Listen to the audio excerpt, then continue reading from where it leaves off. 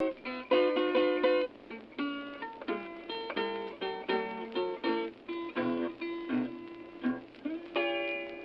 this morning, when you knocked upon my door.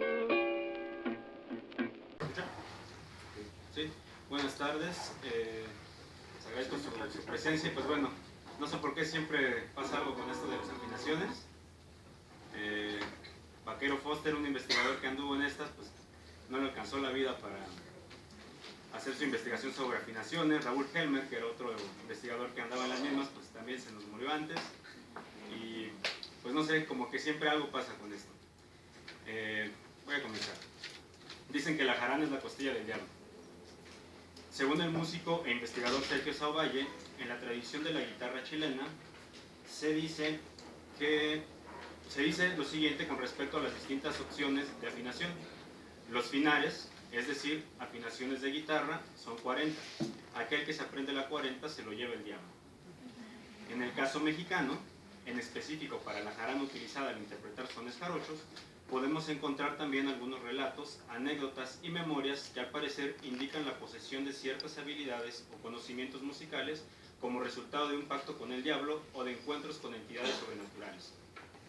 La relación entre instrumentos cordófonos y el diablo aparece recurrentemente dentro de distintas culturas musicales. El objetivo de esta presentación es mostrar los recursos técnico-musicales de la jarana jarocha asociados a dicha relación.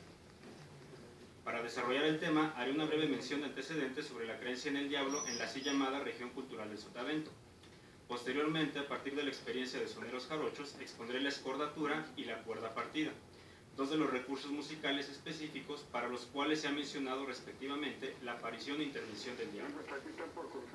En el libro Tierra Adentro, Mar en Fuera, Antonio García de León expone en dos apartados diversas consideraciones sobre las creencias en seres mitológicos, sobrenaturales o mágicos en algunas regiones del sur de Veracruz. Al parecer, algunos de estos seres tuvieron en algún momento su identidad como personajes netamente locales dentro de la cosmovisión de las comunidades prehispánicas del sur de Veracruz. Sin embargo, muchos de ellos fueron resignificados en la figura del diablo como producto del mestizaje cultural y de la influencia de la religión católica. Como se sabe, en el siglo XVII podía bastar el testimonio verbal ante el Santo Oficio para acusar a alguien de haber pactado con el diablo.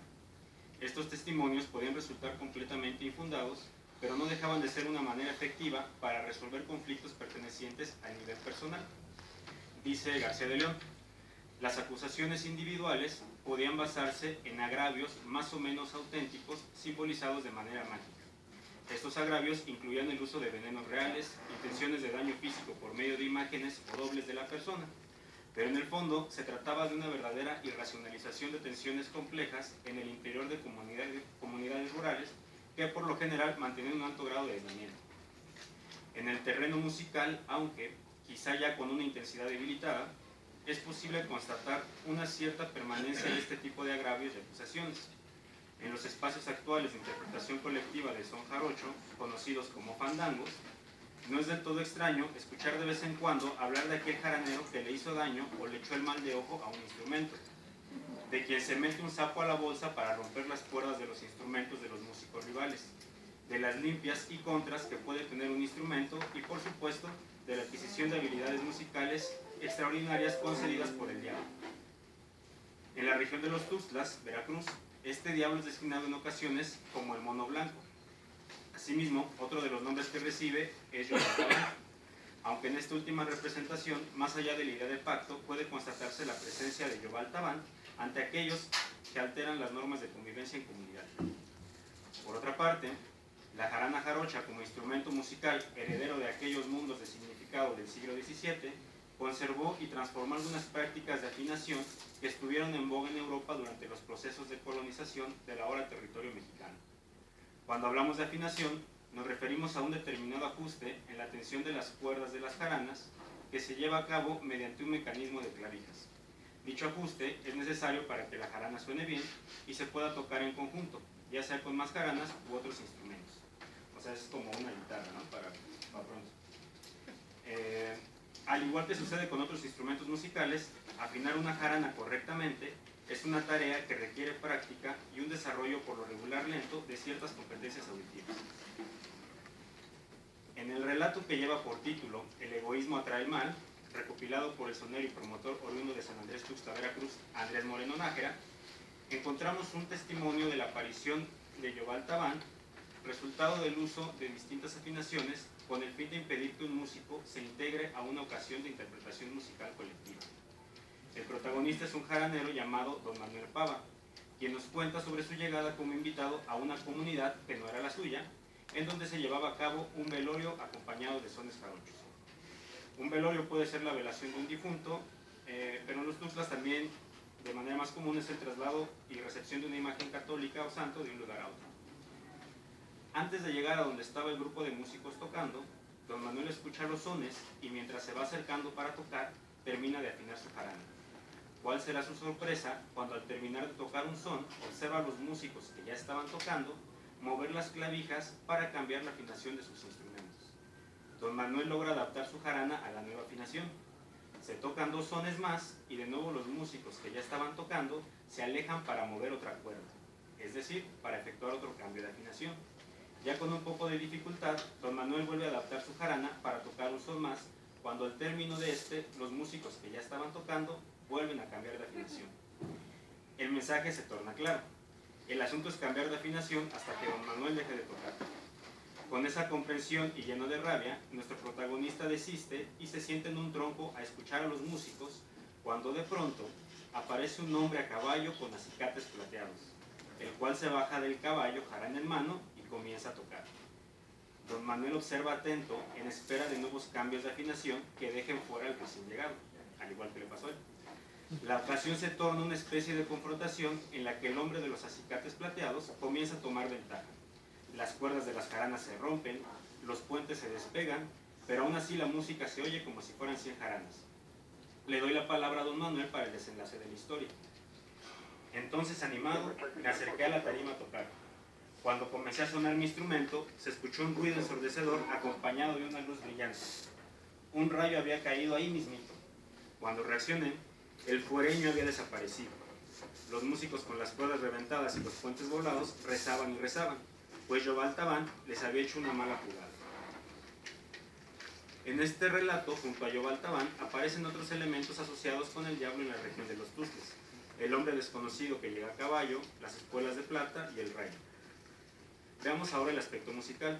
Dada la naturaleza oral del relato, los cambios de afinación mencionados no pueden determinarse con certeza para ser analizados musicalmente.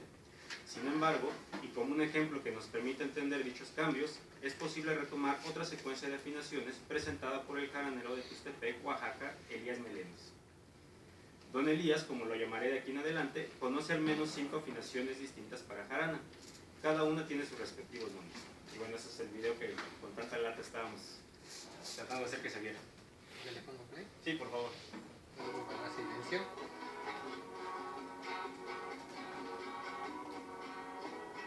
Ya cambiando aquí está su cuerda.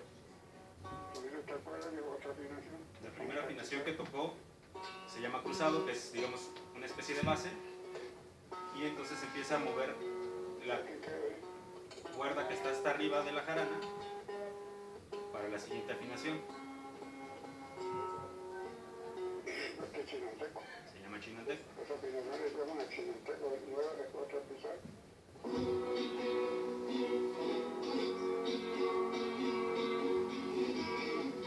Aquí vamos a poner otra afinación. Otro cambio. Ahora moviendo 2 cuerdas que están justo a la mitad de la jarana. Son cuerdas dobles.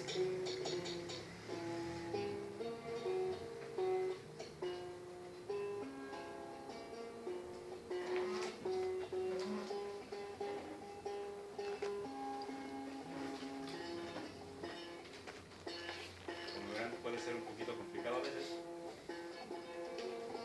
Pues ahora imagínense a 10 músicos tocando allá y uno tratando de afinar su jarana mientras los escuchan. Por primera, los mismos son eso, por tocar solo. Esta afinación se llama por 2.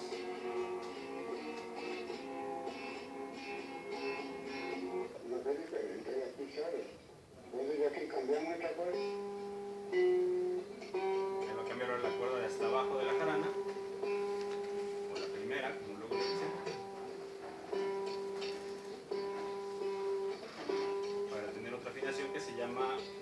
4 por segundo. Y con las afinaciones, es esto por segundo y otro por 4.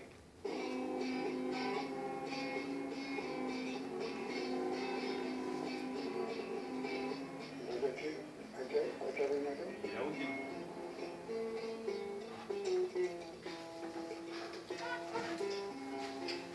En esa vuelve a mover otra vez la primera cuerda. Por menor, hasta que la leona, por tener,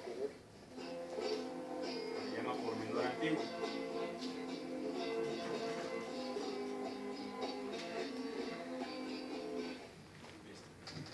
Gracias. Desde las nomenclaturas de la teoría musical occidental, los cambios de afinación que acabamos de observar son nombrados escordaturas.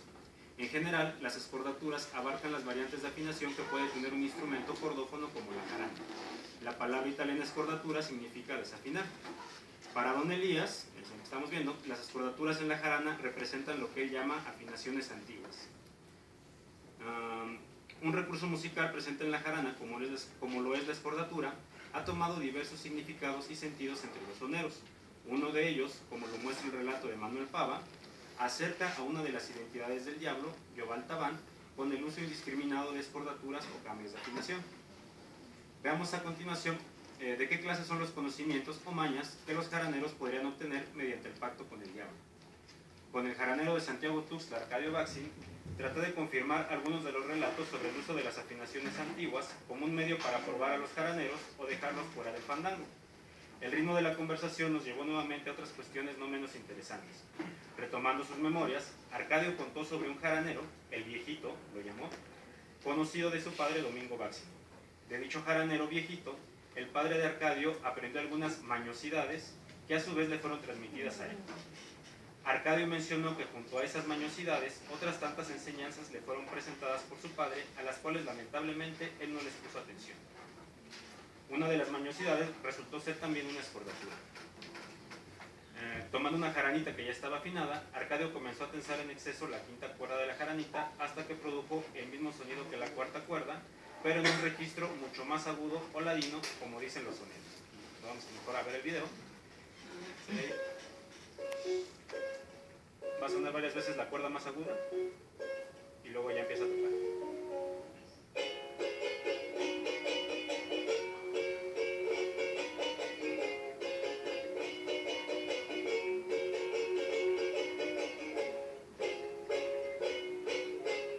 Y lo va a hacer al revés. Ahora va a bajar la cuerda. La que estaba muy aguda la va a poner más grave. Es como de filigrana la diferencia, ¿no? Está más grave y ya sigue tocando.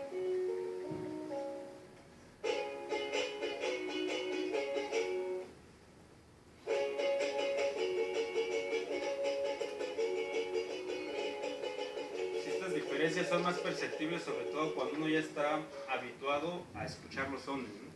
Uno se habitúa a escuchar como de la misma manera siempre, y entonces cuando hay un pequeño cambio, una variación, es más sencillo notarlo, ¿no? Pero eso implica ya tener conocimiento del repertorio de los sones, ¿no? Bueno, sobre esto, sobre esta mañosidad, Arcadio dijo: de esta manera se hace chillar el instrumento, puesto que queda más agudo una cuerda. Y según su padre, la jarana del viejito que utilizaba esta maña, en palabras de Arcadio, lo escuchaban que era una flauta el pinche instrumento. Daban otros sonidos, porque lo hacía, se escuchaba otra cosa, ¿no? Sobre esa otra cosa que se oía, Arcadio complementó de la siguiente manera: no, yo no sé si de casualidad el viejito aquel tenía pacto o le ponía algo más. Al referirse al pacto se refiere al pacto con el diablo.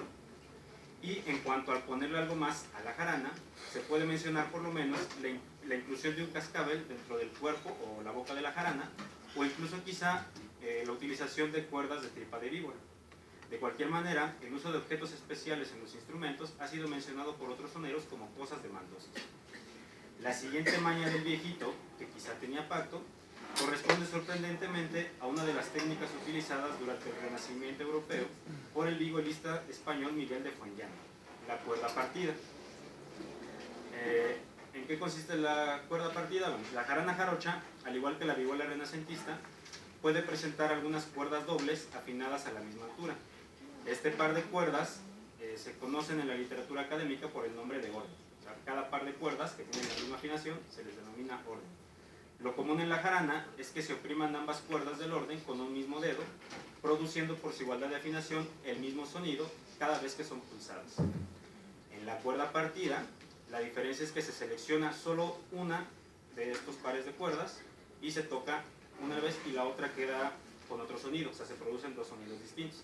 En el video que vamos a ver, les pido que pongan mucha atención al dedo meñique, que de hecho es al que no se escucha mucho, porque eso sí ya es extremo notar la diferencia. Se nota, pero no sé, yo creo que no se va a distinguir mucho. Vean el dedo meñique, va a empezar tocando las cuerdas centrales, los pares, y después en alguna sección va a empezar a tocar nada más uno de esos pares.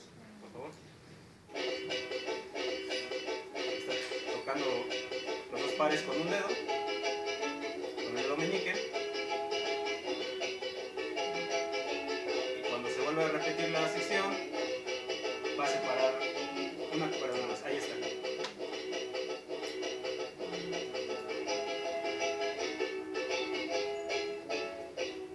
Espero que sí se haya notado la diferencia.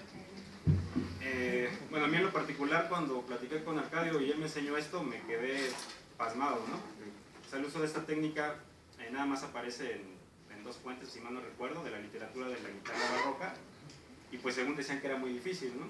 Entonces, pues aquí este señor, como en la fresca mañana.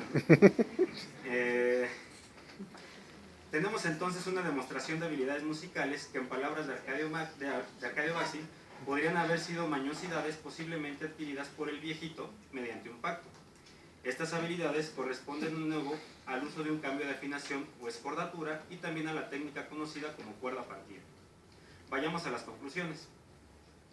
La creencia en un ámbito mágico o sobrenatural con diversas manifestaciones ha estado presente en algunas regiones del sotavento veracruzano, en especial, como lo demuestran algunos autores, al sur de Veracruz en la región de los Tuxtlas. Asimismo, no es de extrañar que estas creencias alcancen a una de las expresiones musicales características de la región, que son jarocho. La jarana, por su parte, como uno de los instrumentos cordófonos protagonistas del son jarocho, presenta dos recursos musicales que muy probablemente se hayan mantenido en uso desde el siglo XVII. La misma época en que comenzó un mestizaje cultural que llevaría a la identificación y reconocimiento del diablo, con algunas de las adaptaciones que se pueden escuchar al día de hoy entre los relatos y memorias de algunos soneros. Conocimientos musicales como las escordaturas o técnicas de interpretación como la cuerda partida son esencialmente recursos de variación musical utilizados, entre otras cosas, para sobresalir y distinguirse en las ocasiones de ejecución musical colectiva. Sin embargo, hay un límite para estas expresiones de distinción. Cuando estas expresiones amenazan con romper el equilibrio de las relaciones sociales, provocando sentimientos como la ira, la envidia o el egoísmo, se pueden presentar fuerzas ambivalentes identificadas con el diablo, como lo sería Yobal Tabán. Asimismo, aquel jaranero que presente interpretaciones con sonidos fuera de lo normal puede resultar sospechoso de tener pacto con el diablo. Por la naturaleza de esta exposición, he mostrado solamente dos ejemplos específicos, pero vale la pena agregar de nuevo que en el son jarocho parecen haber sido comunes las asociaciones de ciertas prácticas musicales con un terreno mágico o sobrenatural, en el cual se representan, por decirlo de manera sencilla, las confrontaciones entre el bien y el mal, entendidas muchas veces desde la óptica de la religión católica. Dentro de estas representaciones entran en juego personajes identificados en ocasiones como cercanos al diablo, los músicos maldosos, mañosos y egoístas, a la par de otros personajes y elementos como el hombre que anda a caballo, el bailador que tiene los pies al revés, los rayos o el viento, entre otros. Comencé con una referencia a la tradición de la guitarra chilena y el número de afinaciones. Termino con una pequeña anécdota para el caso del son jarocho. Mientras platicaba con Arcadio Bassi, él me preguntó que cuántas afinaciones ya me sabía de jarana, porque estaba haciendo mi investigación.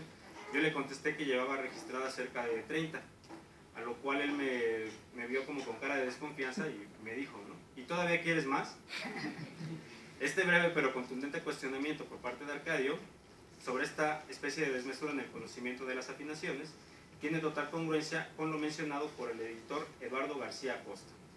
Y lo cito: el son y el fandango son bienes que se comparten y no se le niegan a nadie, so pena de atraer el mal.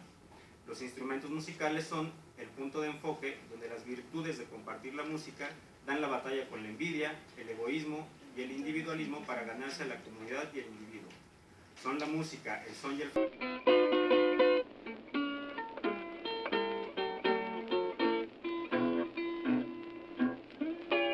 Early this morning, when you knocked upon my door,